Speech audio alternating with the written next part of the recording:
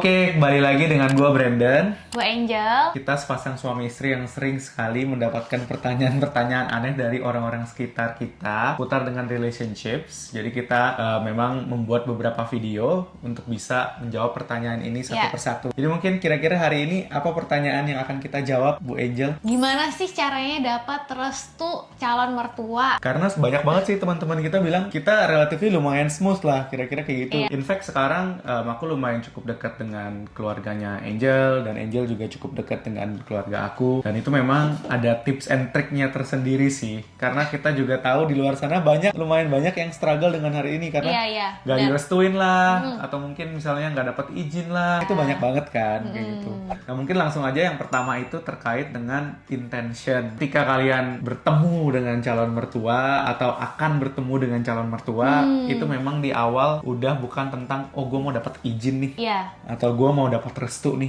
nggak boleh seperti itu juga gitu. Tapi intentionnya harus genuinely, oh ya udah ini orang tua akan menjadi orang tua kita juga, kira-kira kayak gitu. Jadi kita memang pingin dekat lah kira-kira dengan orang tua kita tersebut. Nah kalau memang dari awal intentionnya udah bener, itu pasti hopefully harusnya ke belakang tuh lebih mulus lah ya. Karena banyak banget yang cuma checklist nggak sih? Iya, kayak oh mau nikah ketemu parentsnya, kenalan, makan sekali, lah kenalin ke nyokap bokap gue juga, lah gitu. Nah itu menurut gue kayak jadi apa gitu loh. Itu kan pasti kayak maunya hubungan lu nggak cuma baik ke partner tapi ke keluarganya juga ya. Apalagi kita di Indonesia itu kan masih sangat erat gitu loh, kayak hubungan kekeluargaannya. Again, pas gue mau ketemu bokapnya, gue juga pengen nih, gue sendiri pengen ngobrol gitu loh masalah bokapnya. Dan gue juga berharap pas Brandon ketemu sama nyokap bokap gue juga dia mau benar-benar lebih dekat gitu loh, nggak cuman ngelihat nyokap bokap gue as my parents, tapi juga as a person yang dia tuh pengen kenal lebih dekat gitu.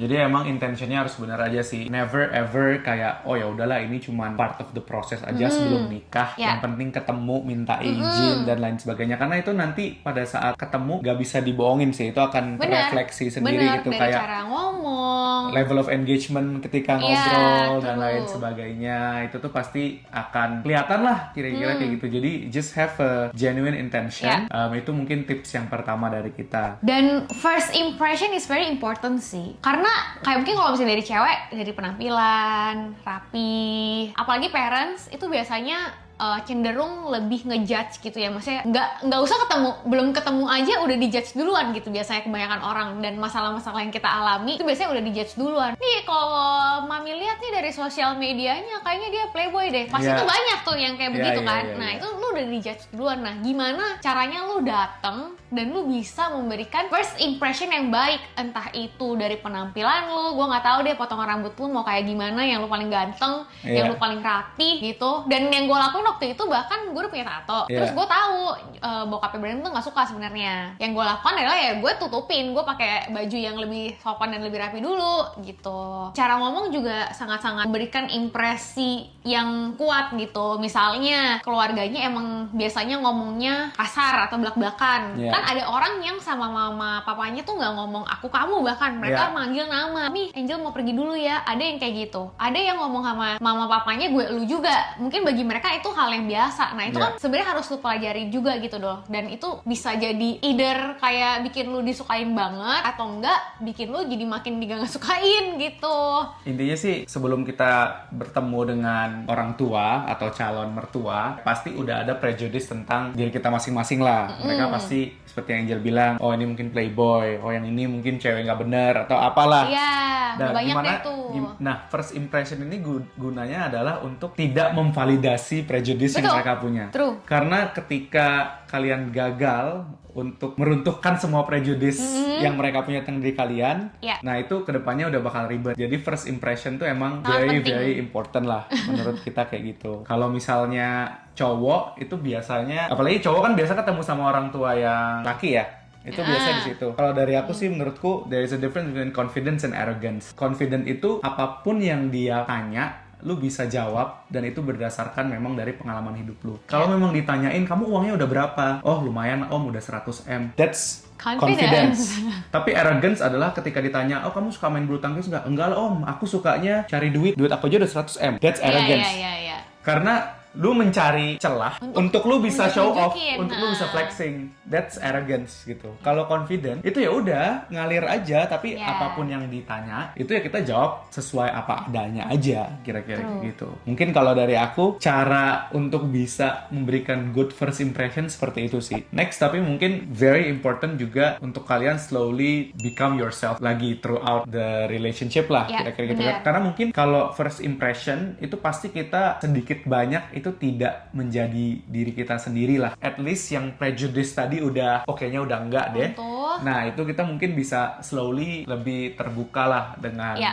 diri kita. Betul. Karena nanti mereka slowly akan learning juga sih Ya. about calon menantu mereka dan lain sebagainya. Kita ngomongin orang tua ini umurnya tuh juga beda-beda Iya. banget. Ada yang mungkin orang tuanya tuh udah sekakek lu gitu loh. Ya, Ada yang orang tuanya masih muda, masih bisa mengerti. Kita ngomongin soal generasi yang udah sangat berbeda gitu ya. Jadi ada caranya lah mungkin ya untuk pelan-pelan masuk. Karena aku percaya kayak gini aja sih. Misalnya nih let's say lu punya orang yang benci banget deh sama lu gitu. Ya. Lu mau ngelakuin hal sebenar apapun tuh juga Ya. bakalan benci. Nah, kita nggak mau calon mertua kita ini tuh udah nggak suka dulu. Intinya itu di first impression. Setelah lu dapet first impression yang bagus, di saat lu melakukan hal-hal yang emang lu lakukan, menjadi diri lu, cara ngomong lu, perspektif lu yang lu kasih tahu, lu kasih lihat, Ya. dia akan ngerasa, oh iya bener ya, emang ada yang kayak gini gitu. And in my case, waktu itu pas gue kasih lihat, oh iya ada tato gitu. Bahkan bokapnya bilang, oh iya memang kalau orang yang seni tuh emang suka sih. Perspektifnya itu jadi beda gitu loh. Nah itu sih menurut kita yang first impression is important, tapi you need to be yourself juga gitu loh.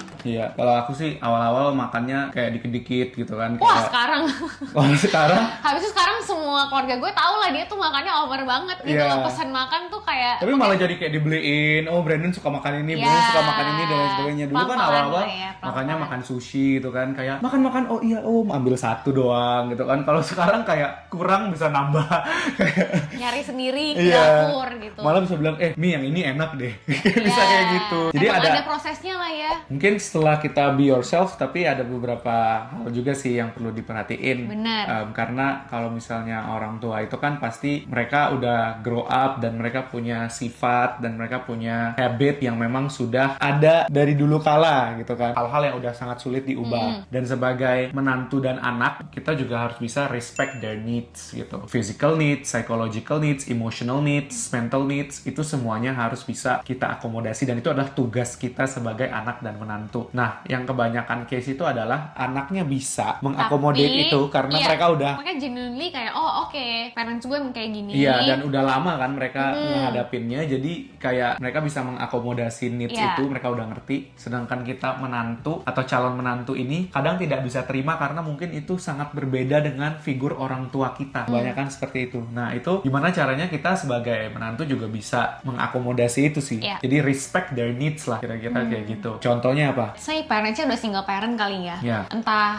papanya tinggal sendiri atau mamanya tinggal sendiri, itu kan pasti mereka kan lebih kesepian, mungkin lebih butuh anaknya juga gitu. Nah, di mana lu memposisikan diri lu sebagai Ya. nggak sebagai menantu yang rebut-rebutan waktu gitu loh, maksud gue. Ya. Jangan cemburu lah ibaratnya gitu. Emang mungkin yang awal yang mulai-mulai mungkin dari parentsnya karena mereka sifatnya lebih ya udah emang udah terbentuk kayak gitu loh. Tapi kan di sini lu sebagai orang yang sadar, yang muda, yang masih lebih bisa menyesuaikan diri, itu harusnya lebih bisa lower your ego. Itu Balik sih. lagi mungkin kalau ke cowok-cowok gitu ya. Misalnya calon mertua kalian misalnya kayak wah kaya banget, terus kayak tiap hari kayak flexing achievement, itu banyak banget loh case-nya. Mungkin gak di case kita ya. Soalnya kayak waduh gila dia pamerin hartanya terus dan lain sebagainya. Dan mungkin terkadang beberapa hal yang dia omongin udah gak relevan sekarang gitu. Misalnya sekarang kita buat duit dari kripto, kalau zaman dulu kayak wah kita buka pabrik dan lain sebagainya, misalnya kayak gitu kan. Mungkin mereka nggak necessarily setuju, cuman udah jangan didebatin gitu. Bener, Karena lu itu nggak harus memang menang. Iya,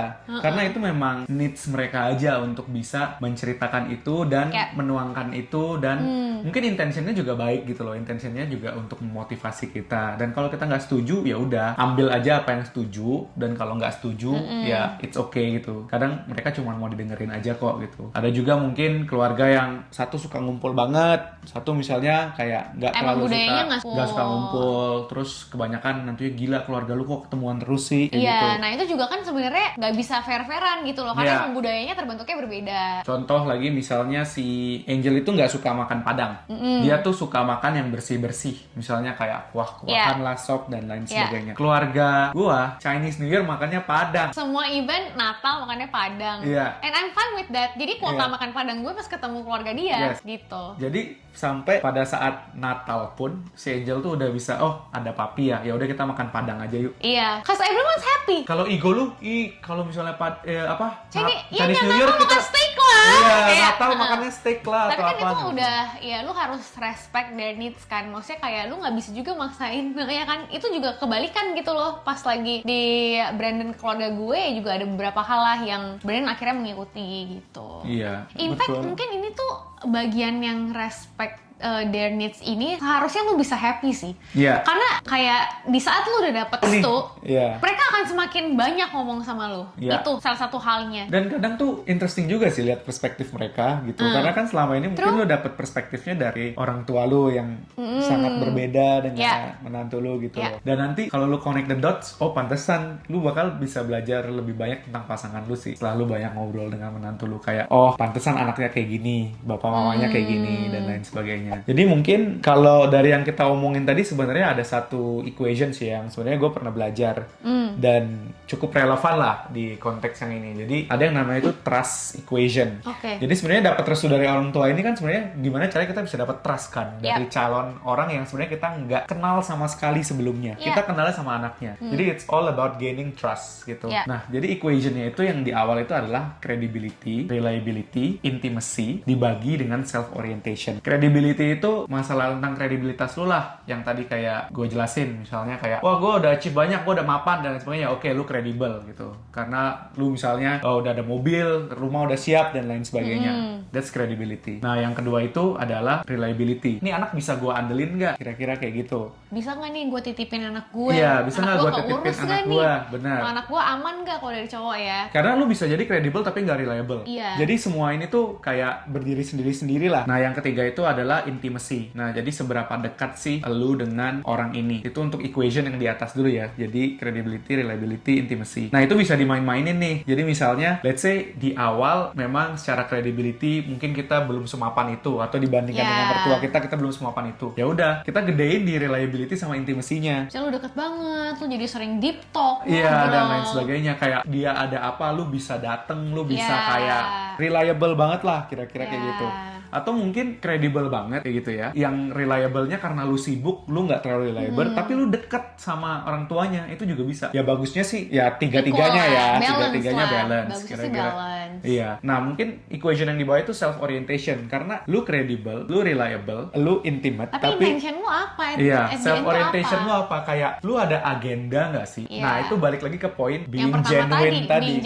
Nah, jadi menurut kita sih equation ini tuh lumayan applicable lah untuk kalian yang lagi mau memenangkan hati calon mertua kira-kira gitu. Yang self orientation ini yang paling penting sih karena yang kalau you're credible, you're reliable, you're intimate tapi ada maunya, itu biasa orang jadi nggak trust. Misalnya kayak contoh deh hubungan partner, bisnis. Iya, bisnis itu yang paling gampang lah. Misalnya kayak oke, gue credible, gue udah banyak portfolio, gue reliable, I will always deliver on time gitu. Gue juga deket nih sama lu bro, gue main padel terus sama lu. Tapi lu tahu nih orang deket sama lu ada maunya doang, pasti males. Pasti lu nggak trust dia tetap. Iya. Gitu. Tapi kalau let's say you have no agenda gitu ya, self orientation lu bener, gue beneran cuma mau temenan sama lu, gue main padel sama lu, intimate gitu ya. Lu let's say reliable, lu selalu tepatin apa aja. Lu nggak credible nih, lu belum ada portfolio, orang pasti trust sama lu. Setuju nggak?